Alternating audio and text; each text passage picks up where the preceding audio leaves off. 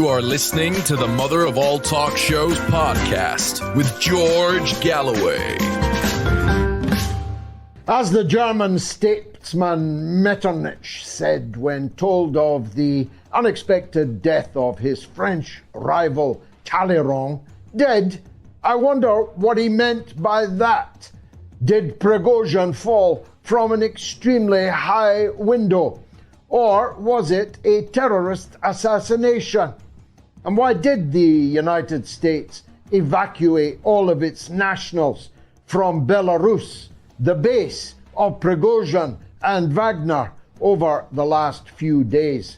And on the anniversary, on this day in 1942, of the joining of the epic and crucial Battle of Stalingrad, we'll be asking if it was true what Marshal Zhukov said. We have crushed Hitler and Nazism. Our allies will never forgive us. That and the BRICS all coming up over the next 2 hours. Stay tuned for what will be, I promise, the mother of all talk shows.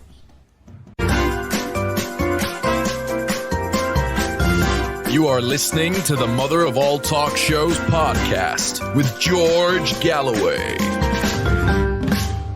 What Metternich meant, of course, was that no one as cunning and mysterious and genius like Talleyrand could possibly have died without it having any deeper meaning.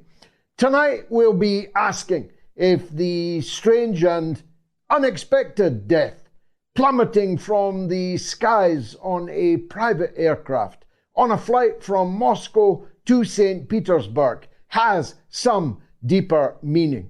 Of course, a great deal of speculation will center around the famous statement by President Putin in 2018 that he could forgive most anything except betrayal.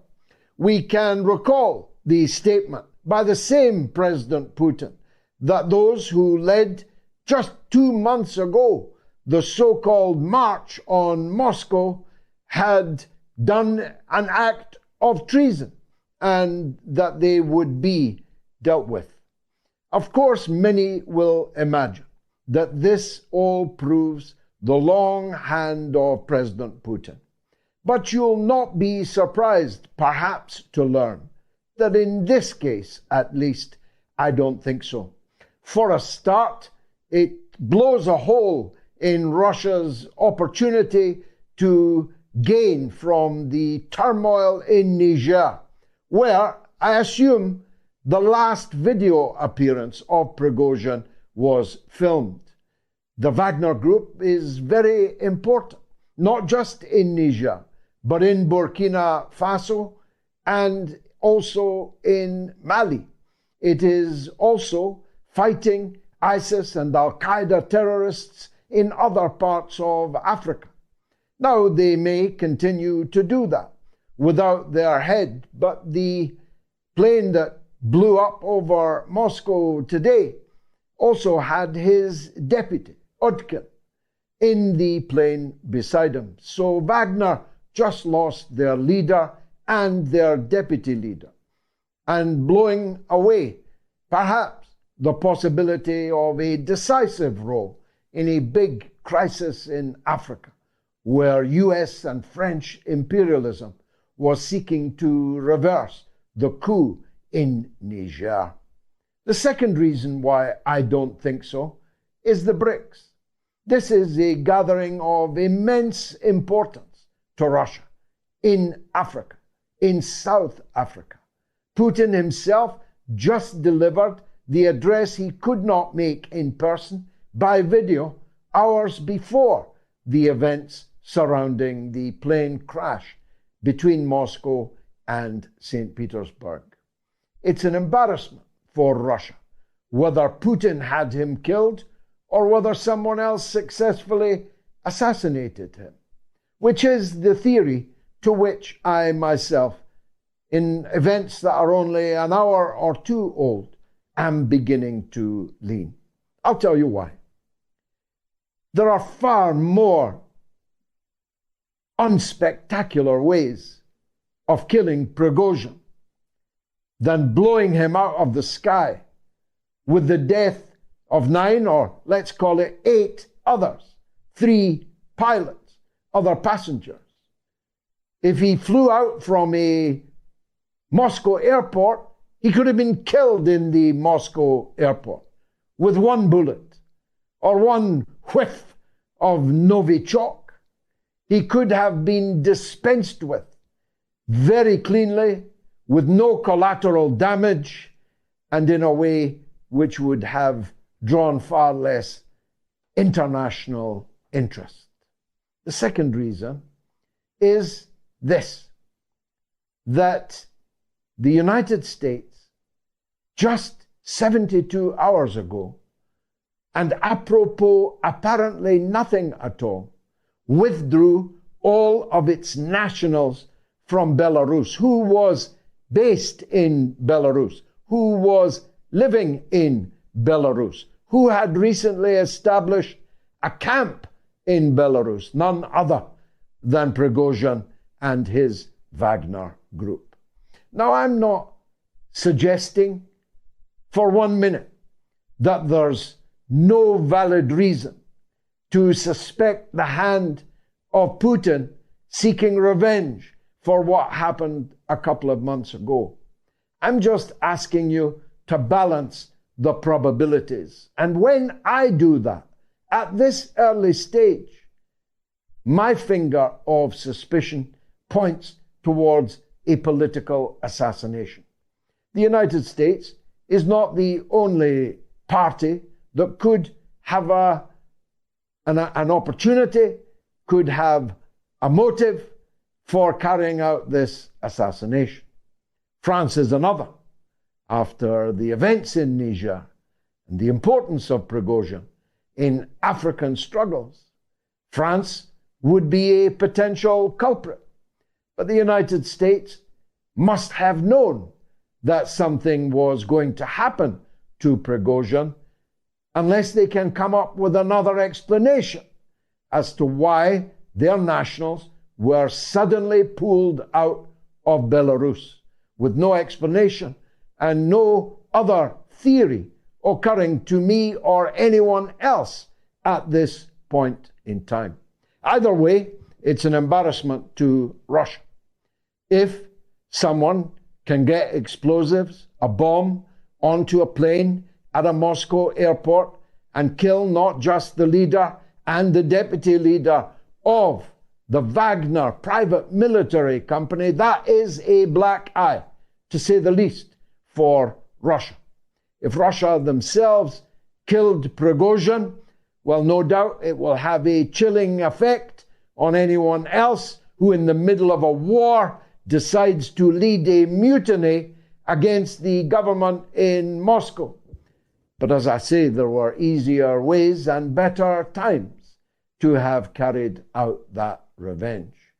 If I remember correctly, the events in Salisbury, the Skripal affair, occurred at an equally odd time for a Russian leader to carry out an act that could only bring opprobrium on himself and on his country. So a pattern may very well be developing here. As the story develops, tonight and again on Sunday, I'm sure, we will keep you abreast of it and invite calls and guests with different perspectives on those events. But I want to turn to the epic battle, which was joined on this day in 1942, the Battle of Stalingrad. I do so because many younger viewers know little of its importance, little of its epic scale.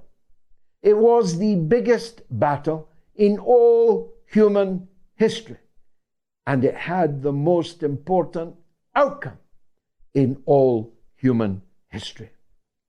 Because the Red Army victory at Stalingrad quickly followed by the decisive victory of the Red Army and its T-34 tank divisions of the Nazi forces at Kursk, marked the turn in the Second World War that led very quickly thereafter to the crushing of Hitler in his lair and the defeat of Hitler fascism amidst the ruins of Berlin.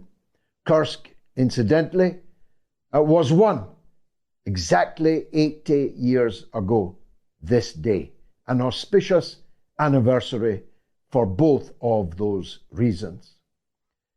But the defeat of Hitler fascism, overwhelmingly as a result of the heroism and professionalism and the leadership of the Red Army, was something that the West never forgave.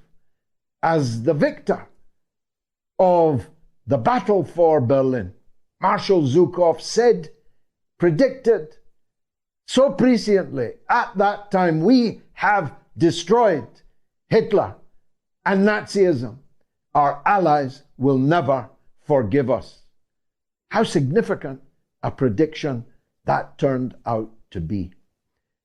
Because although the Red Army broke the siege of Stalingrad and decisively crushed von Paulus and the beasts of fascism that had besieged the city and caused such slaughter, the truth is, Russia has been besieged ever since. It was besieged immediately that the victory was won in Berlin. The Iron Curtain was not erected by the Russians, it was erected by those who actually had a plan to turn the Nazi divisions around and lead them into a war against the then Soviet Union. And the author of that plan was the British Prime Minister Winston Churchill. The Cold War was begun not by Russia, but by the West. NATO was formed not as a response to the creation of the Warsaw Pact, but 4 years before the creation of the Warsaw Pact. The fact that I'm having to spell out these once upon a time ABCs to any audience, even this one, is a sign of the extent to which the history of the Second World War and its aftermath have been so utterly distorted that 70% of French people believe that it was the United States that won the Second World War. 70% of French, the most politically advanced population in Europe, think that it was the GIs that defeated Hitler and liberated Germany from fascist tyranny. The siege of Russia was made possible by the, now in retrospect, foolhardiness of Stalin in not destroying the German state when he was able to do so. I mentioned Metternich earlier. Bismarck united all of the principalities of Germany and created a mighty military power out of it, which danced in the streets of Paris on 2 occasions subsequently. Germany invaded and conquered France 3 times in 70 years. The case for returning Germany to a balkanized set of principalities was no doubt made in the Kremlin, but not agreed upon. They settled instead for a line east of which, when Russia agreed to abandon that line, NATO would never advance, according to the promises of George Bush the First and all of the presidents and secretaries of state until Bill Clinton began the super expansion of NATO during his presidency. But it would not have been possible if the German state had been broken up, as it is now clear it should have been. And now Russia again has panzers on its territory, not all that far from Kursk. Why do I dwell on this? Not just because it's an important history lesson, but because I'm thinking that no such moderation, no such reasonableness will ever again win the day in arguments in the Kremlin.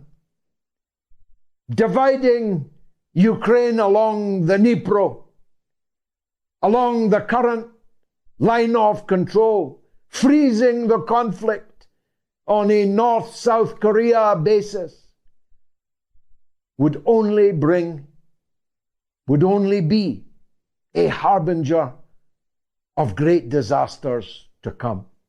A division of Ukraine into East Ukraine and West Ukraine, with West Ukraine becoming bristling with weapons, including nuclear weapons, would only move the front line.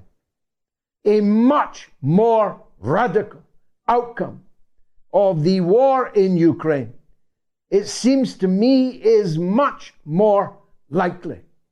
And I'll be discussing that with my guests in the rest of the show. But let me turn quickly to the United States of America, where this evening Donald Trump and Tucker Carlson go head to head with Fox News's so-called debate between the runners in the donkey derby, who are the opponents of President Trump in this contest.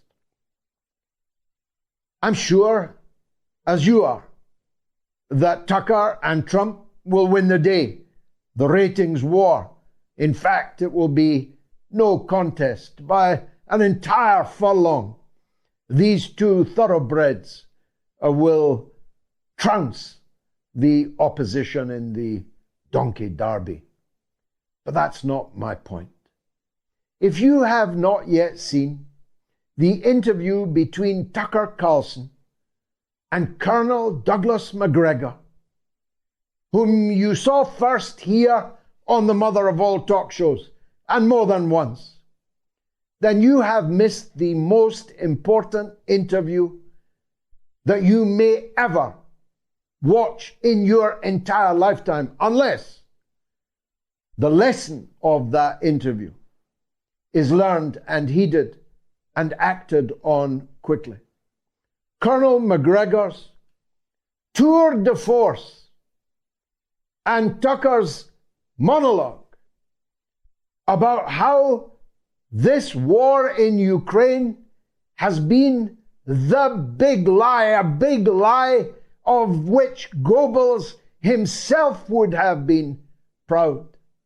All these lies have led to the deaths of hundreds of thousands of men, most of them by a ratio of 5-to-1 Ukrainian men, the flower of the Ukrainian people, now laid in the ground in the service of that big lie. Colonel McGregor, a combat veteran, an officer and a gentleman, a former White House and Pentagon advisor, lays bare the extent of that big lie. And I really hope that once you've watched this mother of all talk shows tonight, and once you've watched Carlson and Trump, that you don't miss out and watch Carlson and Colonel McGregor, the most important interview you may ever watch. Fasten your seatbelts. It's going to be a bumpy night. It is already the mother of all talk shows.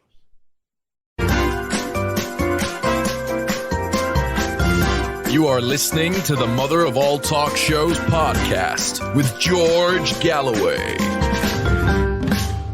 Now, we're running a poll this evening on Hawaii, on Maui, the disaster-stricken area, which has been treated so bizarrely by President Joe Biden, who went on 2 holidays, who said no comment to the media on the subject of the wildfires there on 2 occasions, 2 holidays, 2 no comments, and then went to Hawaii and promptly fell asleep as a sign of how dynamic the presidential response was, raising this question that we pose this evening. Should disaster-stricken Hawaii secede from the United States? Although, as my friend Mark Seddon pointed out, that presupposes that the people of Hawaii ever agreed to join the United States in the first place. Should disaster-stricken Hawaii secede from the United States? The answer's yes or no on my Telegram channel, t.me/George Galloway, on my Twitter, my X, on the YouTube community poll, and on the YouTube stream. 17,000 people have already voted in this poll. Have your say. Now, my first guest this evening, I was asked about an hour ago, where does Pepe Escobar live? Where is he based? I answered, I have no idea. All I know is he knows everything about everywhere. And that's why he's such a supremely interesting guest to join us on the Mother of All Talk Shows this evening. And I mean it sincerely, Pepe. Now, I asked you on here to talk about the BRICS, and I promise that we shall, but I need to ask what you make of the events in Russia this afternoon and the presumed death of both the leader and the deputy leader of the Wagner group. Wow, George, first of all, it's an enormous pleasure to talk to you and to your audience, of course. It's an explosive night here in Moscow. It's 11:30 p.m., and rumors have been swirling all over the spectrum for hours, in fact. It's confirmed. Yevgeny Prigozhin and his number 2, his aide-de-camp, Dmitry Utkin, they are dead. They are confirmed dead. It has not been announced by Russia 24 TV officially, but it has been confirmed by Wagner. Not only that, the top honchos at Wagner are, as we speak, sitting down to put in place the contingency plans that they had it for years, in fact, in case of the death of their CEO. It's a completely crazy situation in Moscow because there are all sorts of rumors and explanations and hypotheses concerning who killed Prigozhin. The CIA, the NSA, Putin, Shoigu, Gerasimov, the SBU, you name it. We don't know anything. One of the only things that we really know is that the plane was shot down. We don't know by whom. There's a lot of speculation that Russian anti-aircraft system did it. An S-300, not confirmed at all. Apparently, there was not a bomb on board. So you can imagine what's going to happen in the next 24 to 48 hours, right? And of course, this will not, that's very, very important. It's not going to change what Wagner is going to do in Africa. Very important. Prigozhin flew from Africa today. He arrived in Moscow, and then they took this Embraer plane to go to St. Petersburg. And then the accident or crash, whatever you want to call, happened. The thing is, what Prigozhin had already announced in early May This means a month and a half before that extraordinary Maskirovka that happened in June 23, 24, the so-called coup against Putin, which was not a coup, was basically a union dispute between Prigozhin and Shoigu at the Ministry of Defense. So Prigozhin himself had already announced that Wagner was going to be reorganized in Africa or solidified in Africa as a sort of international body against all sorts of Al-Qaeda inspired or Al-Qaeda linked terror outfits operating in Africa in the famous tri-border area. This means Mali, Burkina Faso, and Niger. So this is not going to change. This is the plan, short, middle, and long term for Wagner. And this is directly linked to the Russian Ministry of Defense as well. So what's already happening, which is extraordinary, tonight, in fact, a lot of Wagner fighters who were in Belarus are flying back to Russia, and they're going to be directly incorporated into the Ministry of Defense. So whatever happened to Prigozhin, we can say one thing.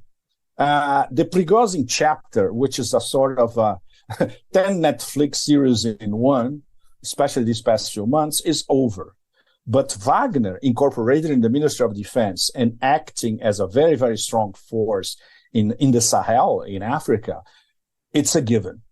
What happened to Prigozhin, we'll only know in the next, I would say, days, not hours. It's very, very complicated. And considering that, I'll give an example. There are two Telegram channels that are linked to Wagner that they are saying that the plane was shot down by a missile operated by the Russian Ministry of Defense. This is an extremely serious allegation with no proof, of course. It could have been a rogue operation, of course. It could have been something that rogue operators linked to the Ministry of Defense managed to get away with it because they had support from above. And considering that the feud between Prigozhin and Shoigu was something really, really hardcore, which is something that was confirmed personally to me by a Donbass commander who turned politician here in Moscow and said, yes, it's personal. Between Prigozhin and Shoigu, it's personal. So this whole story was basically a clash of egos.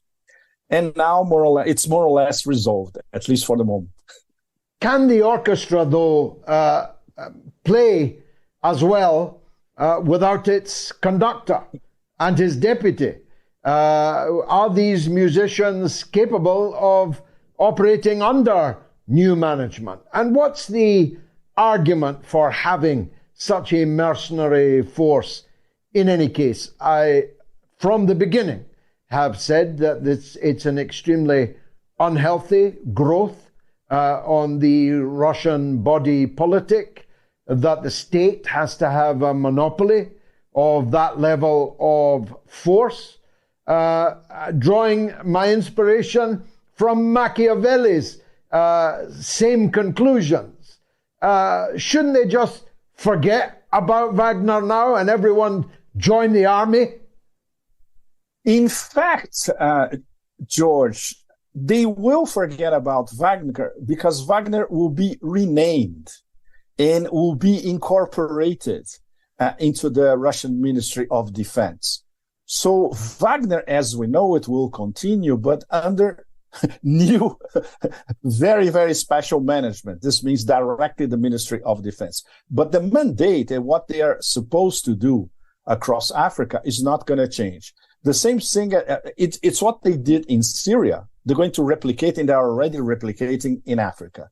And the Belarus chapter was a diversion, considering what happened these past few months, where they were threatening more or less to open a new front against Ukraine. And that drove the SBU and Ukrainian intelligence completely crazy. But that was a Maskirovka as well. There was never any intention by Wagner and by the Minister of Defense to have Wagner operating inside Belarus. The focus is Africa. And now after what happened, what is still happening in Niger, which is the culmination of a long process of revolt against France Afrique, the French system in West Africa, and all shapes and, and forms of French neo-colonialism, the Russians have a great opportunity to have a sort of anti-terror and anti-foreign interference outfit operating from Western Africa all the way to Eastern Africa sooner or later, across the Sahel. Let's say a belt from Mali all the way to Eritrea, for instance, against, of course, the usual suspects and French influence. So this is what's going to be played out in Africa next. And of course, the usual suspects in the Pentagon, the Beltway, are absolutely terrified about it. Now, I made the point earlier that one of the reasons why this would be an odd day for Putin to decide to kill Prigozhin was that this was a red letter day for BRICS, which is, of course, built upon, in part, Russia's prestige, strength, and advancing economy, and so on. And indeed, this was the very day that Putin addressed the BRICS. Now, you've been very excited about this BRICS summit. Why not? Has it lived up to your expectations so far? Not yet. To answer you directly, George, not yet. In fact, this morning, all of us were following closely the speeches by the 5 leaders. Concisely, I would say that Putin and Xi basically delivered. They are both extremely aware of the ultra high stakes involved. But from Modi, from Lula, and from Ramaphosa, I would say was not exactly exciting. Modi, basically, he had a campaign speech. He was basically saying, look how great I am, everything that I accomplished in India this past year or year and a half or 2 years.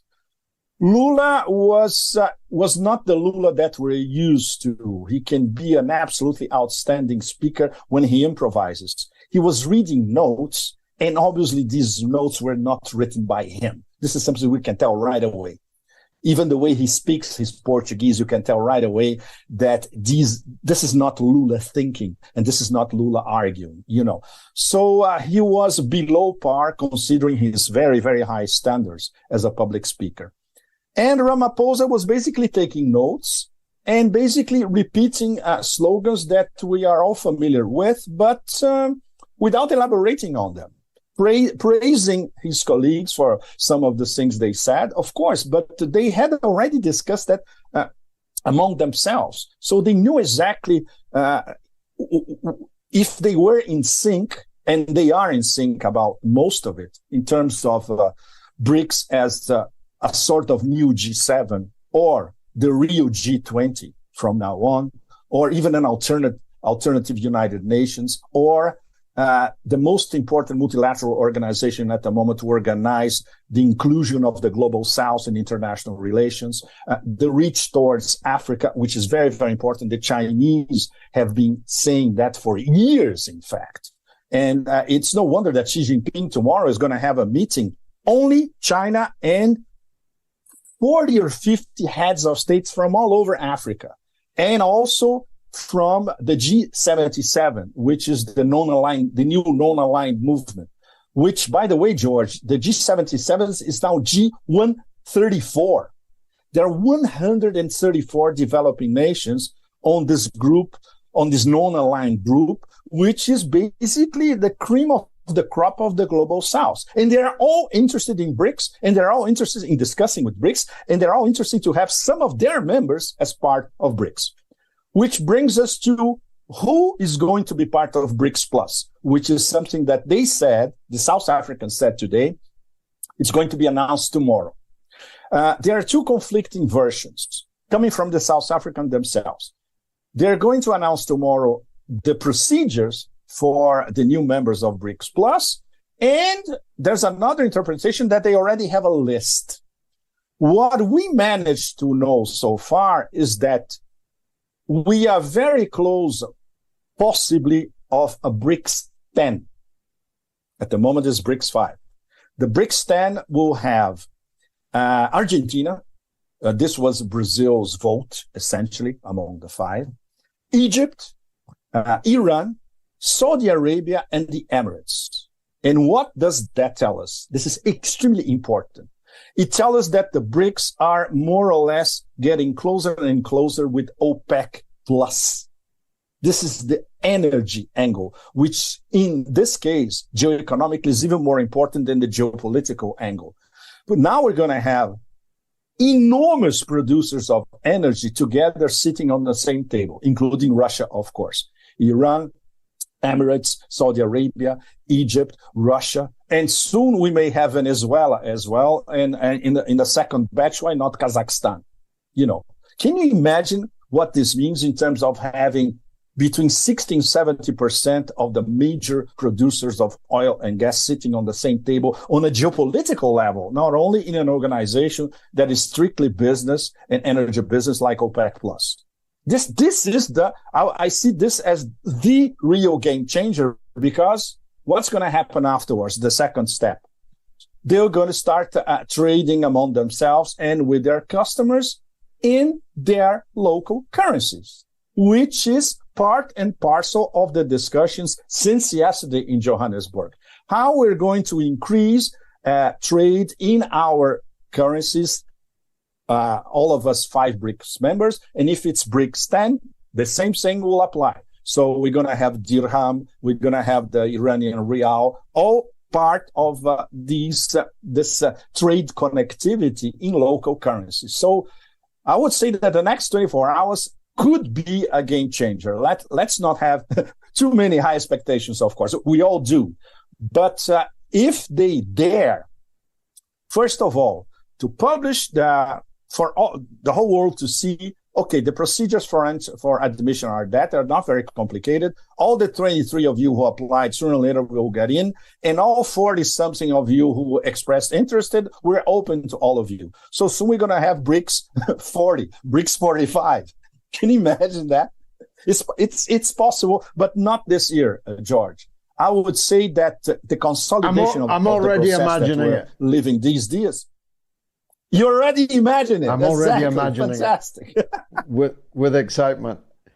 Pepe Escobar, it's been a privilege for all of us to see and hear you again this evening. Don't be a stranger, and my stay pleasure, in touch. George. Pepe Escobar, how wonderful character, and so learned and so worldly wise. Should disaster-stricken Hawaii secede from the United States? Yes or no? You can vote almost up to the end of the show. And you can also call me. I'll be right back. Stay tuned.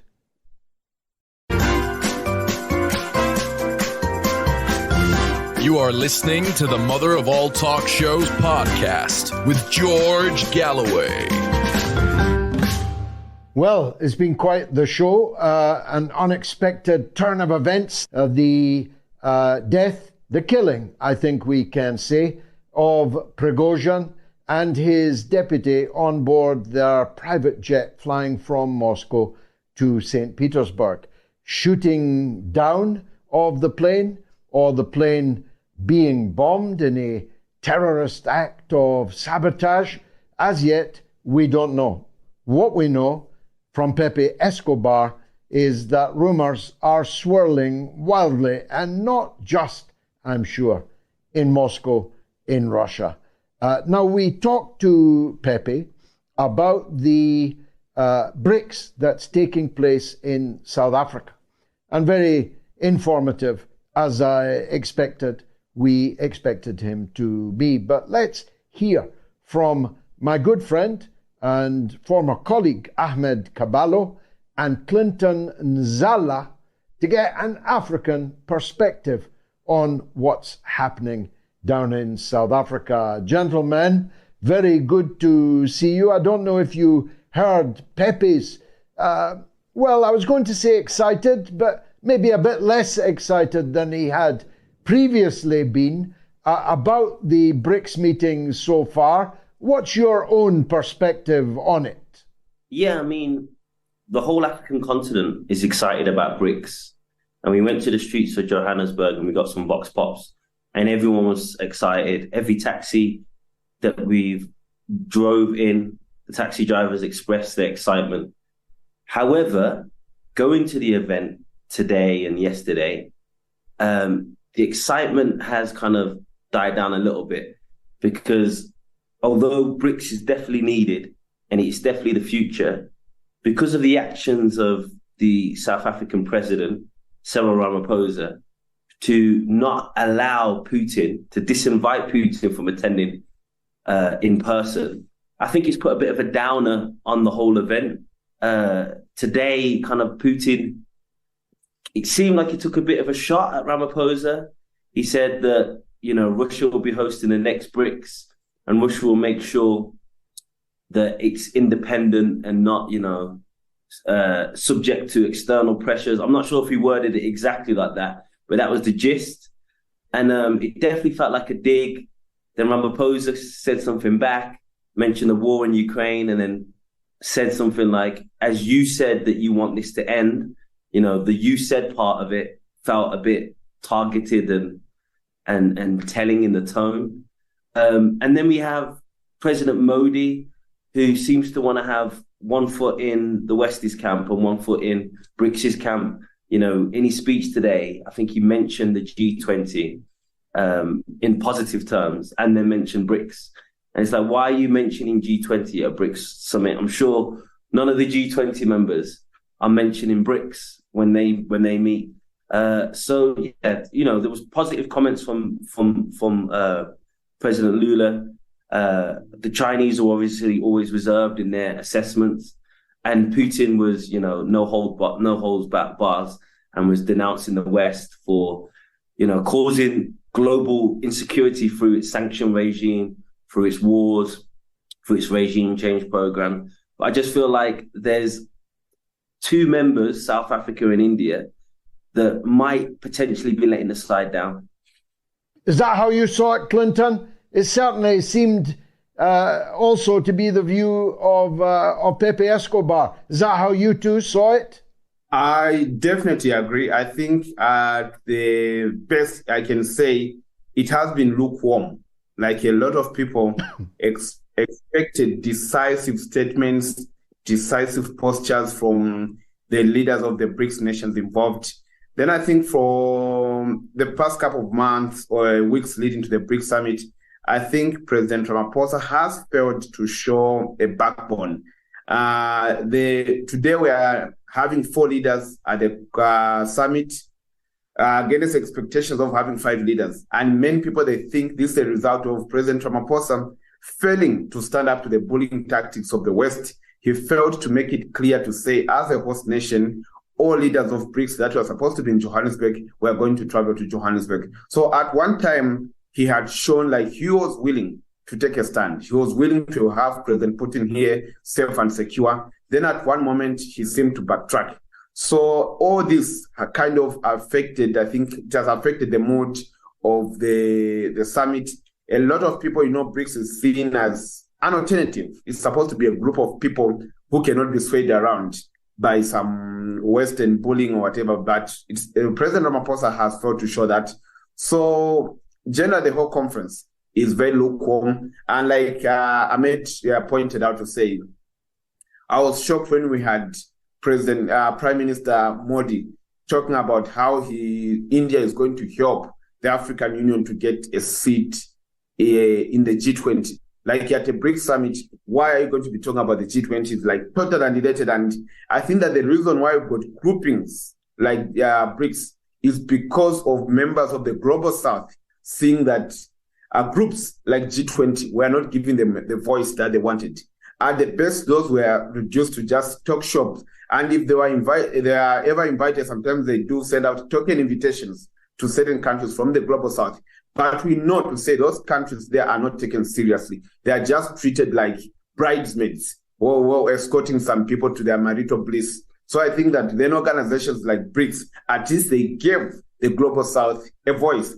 And it's a reason why right now, a lot of countries from the global south have shown interest to join BRICS because they think that it's a platform where their aspirations and their developmental agendas, their political agendas are going to be heard. They are going to have a voice. And like places like where I've said G20, which are merely beauty pageants that only help to try to sell capitalism to the global south. Ahmed, I'm so old, I knew a different Cyril Ramaphosa and a different ANC for that matter. But whenever I make that point, people refer me to a book called The Economic Hitman.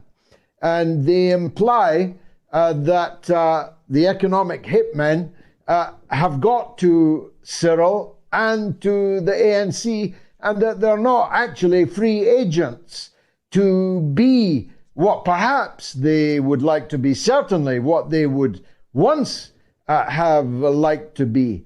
Is that just a cop-out, or is there anything in that? Well, Cyril Ramaphosa is the second richest black man in South Africa. He's a billionaire. Now, he has millions, maybe billions in offshore accounts, which means there's clearly a conflict of interest.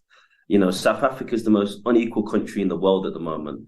Is a billionaire president the type to put in policies that are really going to empower the masses and redistribute the wealth, which was what the Freedom Charter and the struggle for liberation was all about? But that being said, you know, I'm very critical of the ANC, and I think some of the points are valid, but there is two wings of the ANC, and Ramaphosa clearly represents the moderate wing. If we look back to President Zuma, you know, who again I'm not a big fan of, but if we look back to when the West put pressure on President Zuma with regard to the ICC arrest warrant of Omar al-Bashir, he says, do what you want to me. Bashir's coming, and that's that.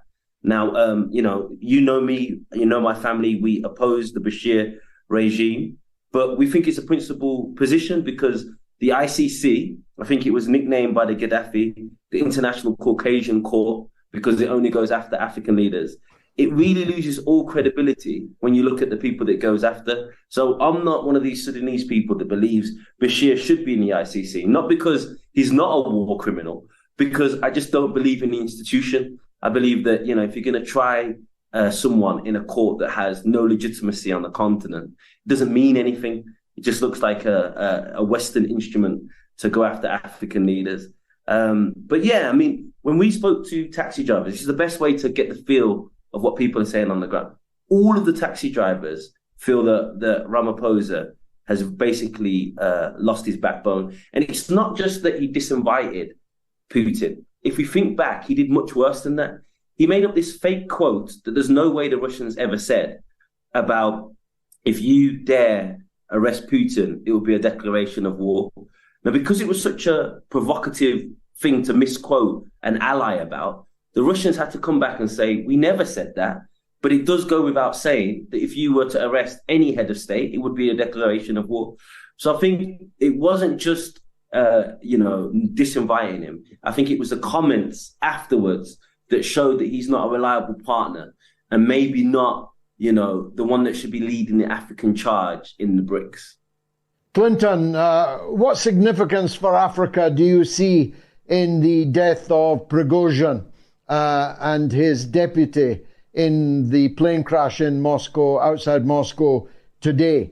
Pepe's view was that it will make no difference. Russia will play the same role in Sahelian Africa as it would have done if these events had not happened.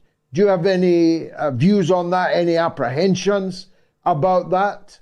I think it all depends on how, we know to say Wagner has got quite a significant presence in the Central African Republic and the Sahel, where they've played a decisive role in ensuring that some norms and some stability returns to the region. They've helped to turn the tide against attacks from insurgent groups in those regions. So, but after I don't know if I would call it an insurrection that we saw a few months ago, I think there were some configurations that were done regarding how the Wagner group operates in those regions. So I think due to those configurations, yes, of course, the impact is going to be there, but I feel to say it will be minimal it will not be one that would disrupt the ongoing operations that Wagner has in the region, or maybe even I don't think it will affect the security arrangements that are going there. It's a sad thing whenever someone dies, and it's very sad. But I think that the operations will continue in their current form.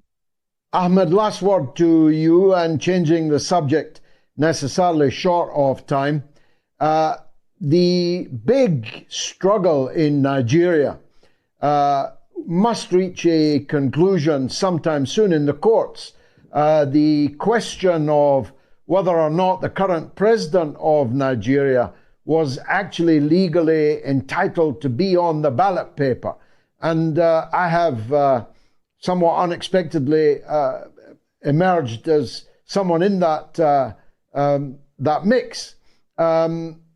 It's a strange thing that an African president is in court in Illinois trying to stop his university from releasing a copy of his academic results. One can only assume that they don't make for good reading. What's your take on that? It is strange unless you understand the ins and outs of US imperialism. He is the perfect candidate to do their bidding, because it makes no sense a country like Nigeria that says one of the biggest tribes in Nigeria with the people of Niger, shares one of the biggest land borders, shares a lot of culture, dress, especially between the north, to be attacking their neighbor over a coup in a continent that has dozens of coups that happen all the time, and Nigeria doesn't do anything. So, they need to have somebody that has this threat looming over them that we will, charge you for this, or we can take your money away from you, or we can expose you. And that's what gets them to do their bidding. It's part of the book that you mentioned previously, The Economic Hitman. This is, I don't know what page it is in the CIA handbook, but it's definitely in there. Fantastic. Thanks for both of you appearing. I'm very glad to see you squeezed into the one frame. I'm glad we were able to talk to both of you, and I hope it isn't the last time either. Clinton and Ahmed, thanks for joining us on the mother of all talk shows. Now, the last time I saw Lee Camp was in a temple of indeterminate religious ordination, but we had a great time together in Beijing, and he appeared on our now famous Moats from Beijing, you may recall. Of course, I check him out every time I know that he's performing, and you should too. He's not just funny. He's not just a satirist of the highest rank. He's politically switched on too. Lee Camp, welcome back to the mother of all talk shows. On that point, you being Good to see you. A satirist, you'll soon be out of work, because, real life could not be more satirically funny. Yeah, it does make my job kind of hard when I feel like reality is lapping satire. It is quite difficult when you have a president that falls asleep through every event. It does become harder and harder. Yeah, he was working out for 90 minutes. That's right. I think, really he has to work out so much because his presidency is not working out. So he just claims he is. And, I imagine it probably involves a team of people trying to make sure his joints still function in one form or another. It's hard to believe that, maybe that's why he fell asleep in Hawaii. He'd been working out for an hour and a half before it. An 80-year-old man. By the way, Mick Jagger is also 80 years old. He's the same age as Joe Biden. But I doubt if he would fall asleep. But the slumber was significant, wasn't it? Because it came after 10 days, I think, certainly a week, of absolute neglect by the government in Washington. And when they did deliver aid to the people of Maui, it was less than those same people, through their taxes, had just given in the latest tranche of aid to the Ukraine. How's that for equity? Yeah, what was it, $700 a house or something like that? It's completely meaningless. Yeah. And let's remember that we have a military budget that's $1 trillion a year. They could make every one of those people who lost their homes a millionaire and not even notice it on the Pentagon's budget. It is disgusting, the neglect, how little Joe Biden has so-called achieved.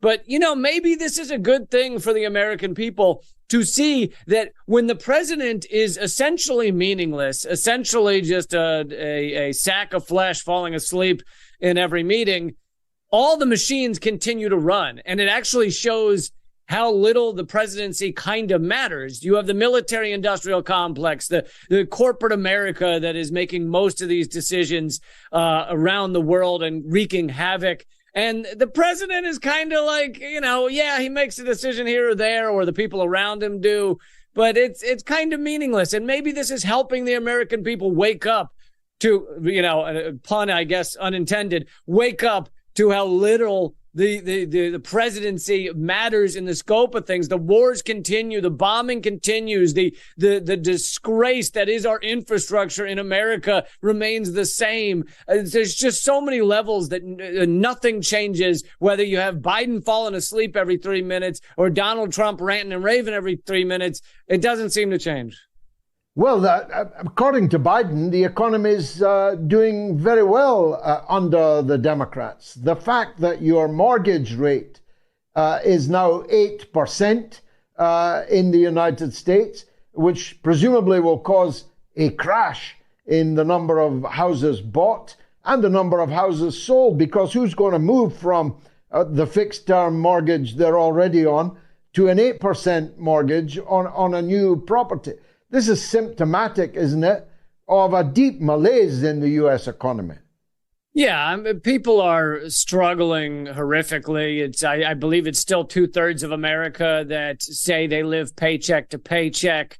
You just had people thrown off of health care across the country, over 4 million people dumped off of Medicaid by the Biden administration, and they don't know where they're going to get their health care coverage. You have people kicked off of food stamps.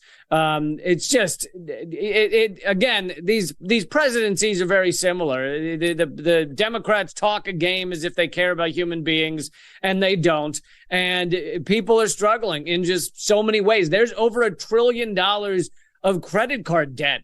I mean, that's how people are surviving in the United States, is putting more and more on credit cards to just try and cover basic necessities. That is not a bubbling economy. Now, bubbling on another network, I'm sure, is the donkey derby of the putative candidates to fight against Joe Biden on Fox News, although it's Hamlet without the prince, because the somewhat tawdry prince, Donald Trump, is elsewhere. We'll come to him in a minute, but tell us about the runners and riders on Fox News tonight. I mean, I can't even name them all. They're all running over 20% or whatever behind Donald Trump. I mean, there's obviously DeSantis is the big one, but I don't know. They're all competing for who can sound like the who can spit out the most lunacy.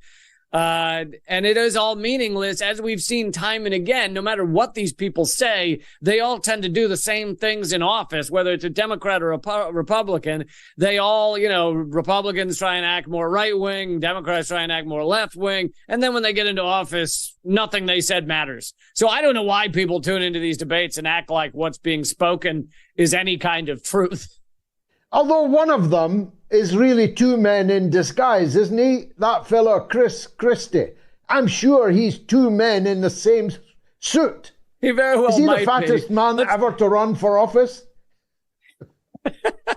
He might be. And let's remember, this is a guy who was, kicked out of the governorship in New Jersey within a scandal. And this is the best, the Republicans, I mean, Democrats too, but it's the best they have to show, is apparently he's now the moral arbiter.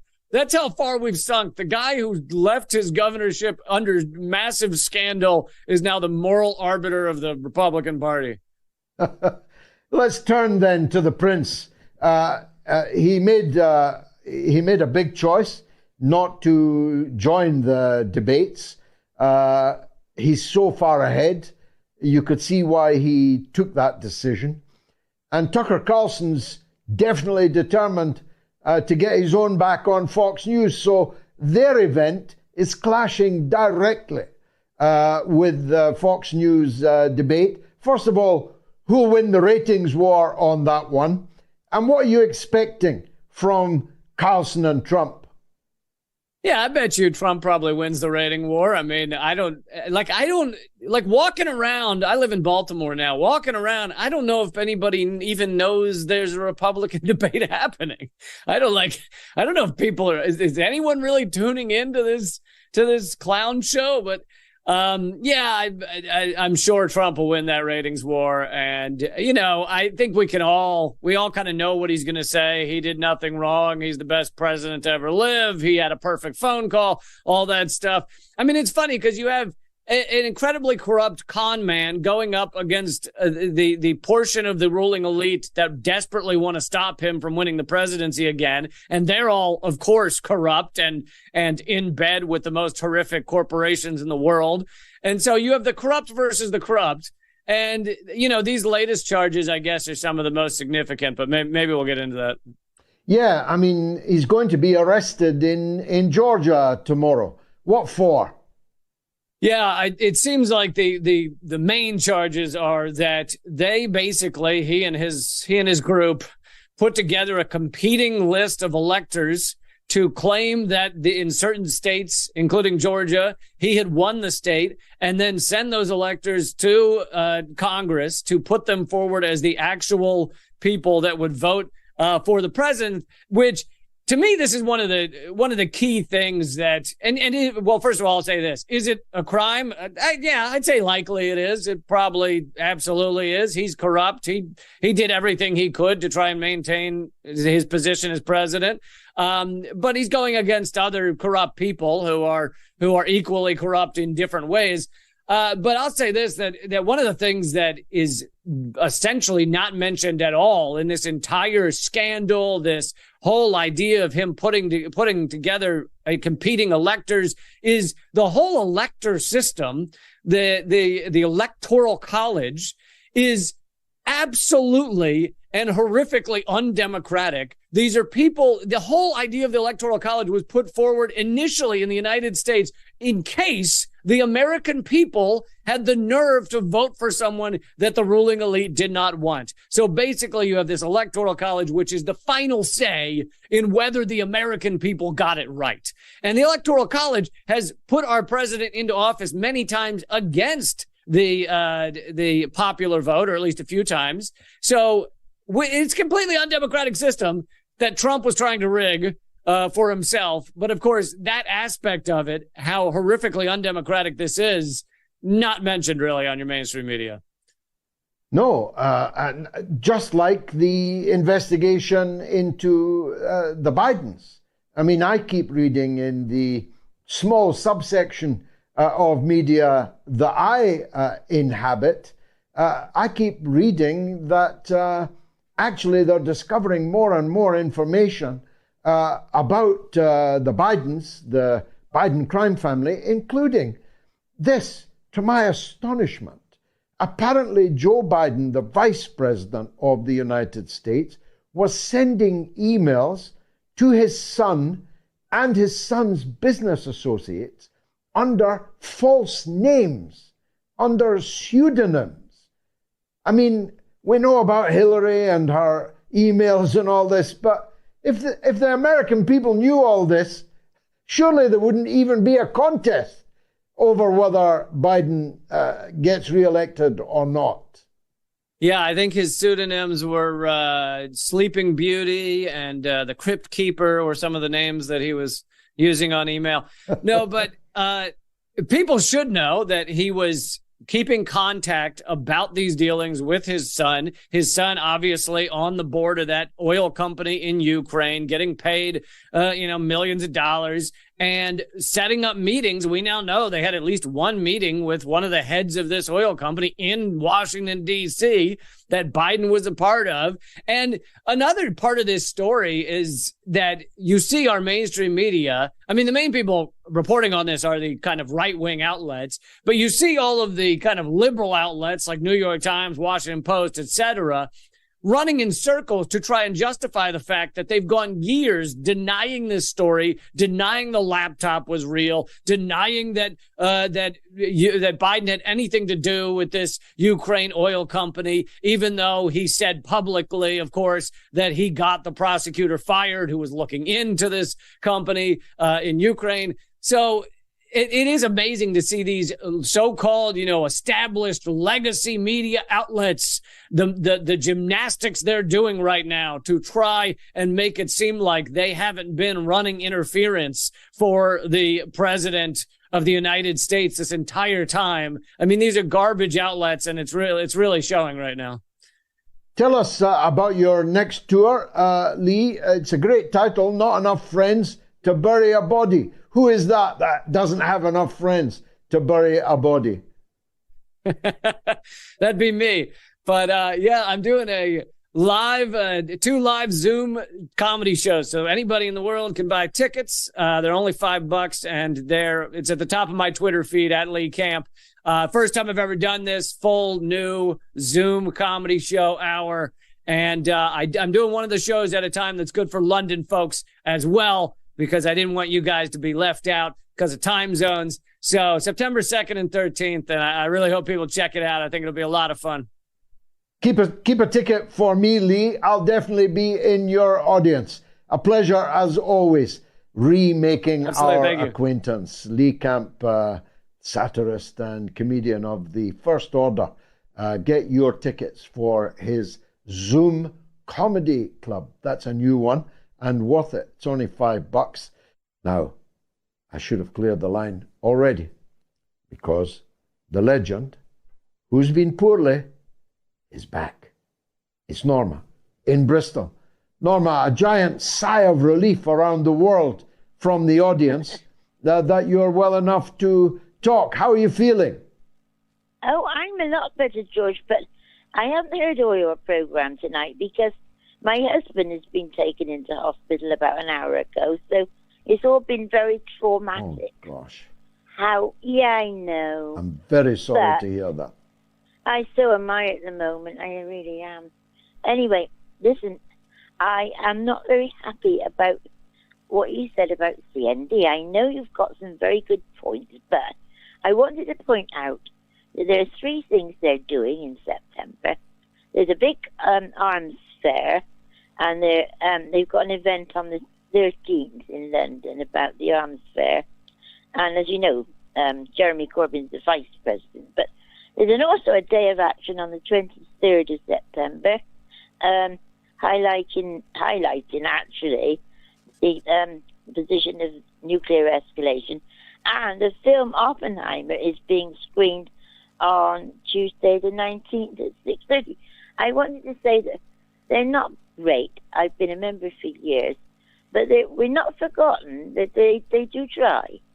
That's all I wanted to say, George. Well, that's good news to hear, Norma, but it is news. And I'm a person who, to say I'm a news addict would be a severe understatement. I'm a person who is absorbing information about events and counter-events, about actions and counter-actions, all day long, every day, 7 days a week, as my family can testify.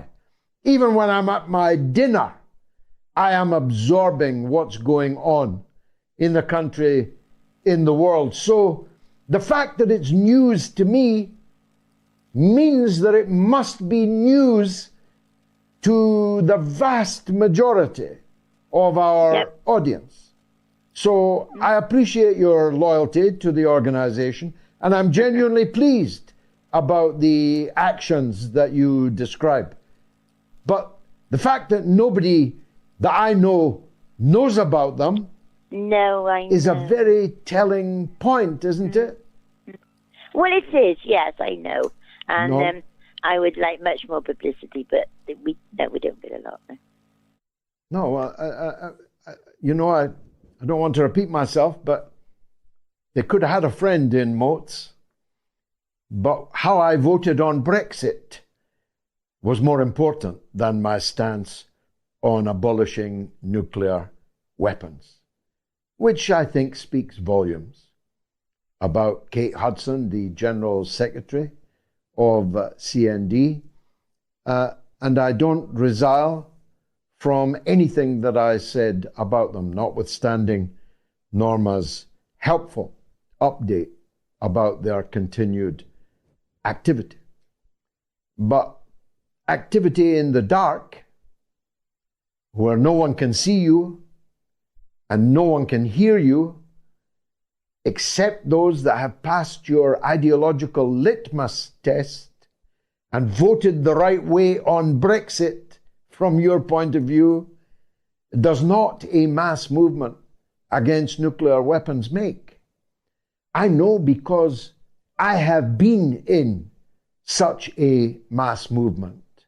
I walked with the late and great General Secretary of CND, Monsignor Bruce Kent, all the way from Helensburgh, from Faslane, the nuclear weapons base in Scotland.